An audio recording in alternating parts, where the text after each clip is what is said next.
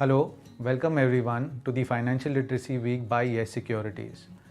Today we will speak to you about bonds and fixed income instruments as a part of asset allocation and their growing importance to an investor's portfolio. This pandemic, while it has brought in a hint of caution and a hint of precaution, it has also widened the horizon as a lot of investors have realized the importance of fixed income instruments and allocations of their portfolio towards fixed income instruments, because these provide diversification, these provide steady cash flows, these provide a fixed return, and they provide a lot of stability to the portfolio from a risk return and a reward perspective.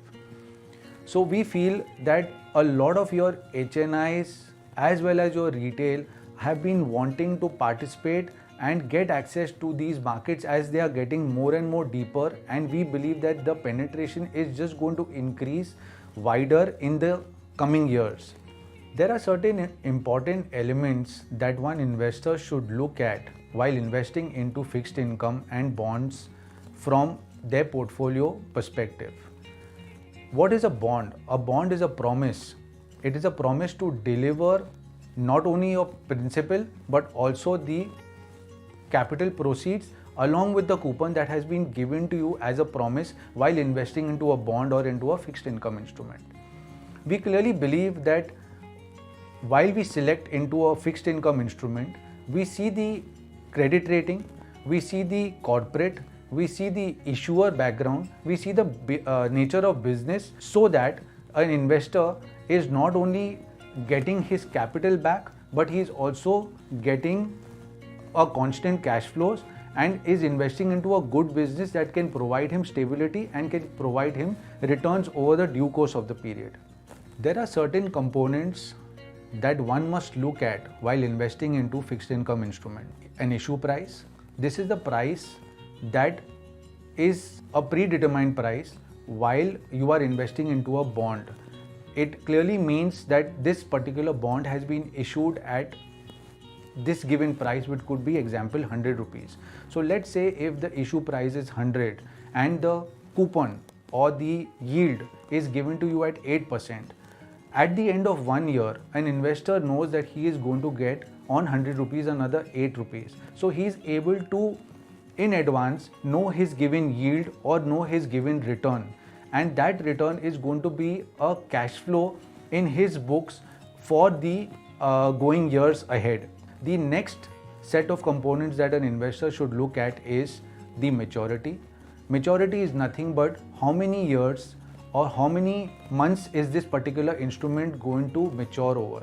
Let's say if we buy a particular instrument for 100 rupees, where the coupon that we give is for 8%. So an investor on a yearly basis enjoys 8 rupees over his 100 rupees invested. If this investment is for a period of 5 years, he knows that he is going to make 40 rupees over the next 5 years over his 100 rupee investment. Now on a collective basis, this is nothing but a 40% return and an annualized return of 8%. It's very important for an investor to know that the maturity is not very long dated. It should be within a given horizon.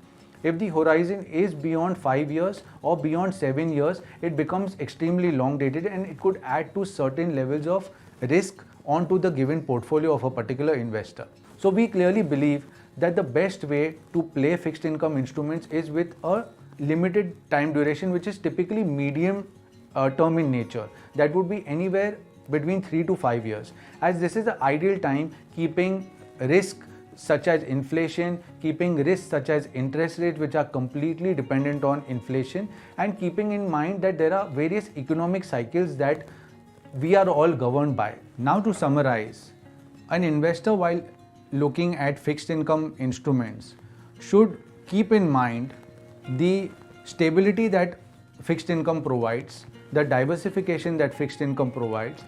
It's a great preservation tool of capital. It provides you long-term wealth creation.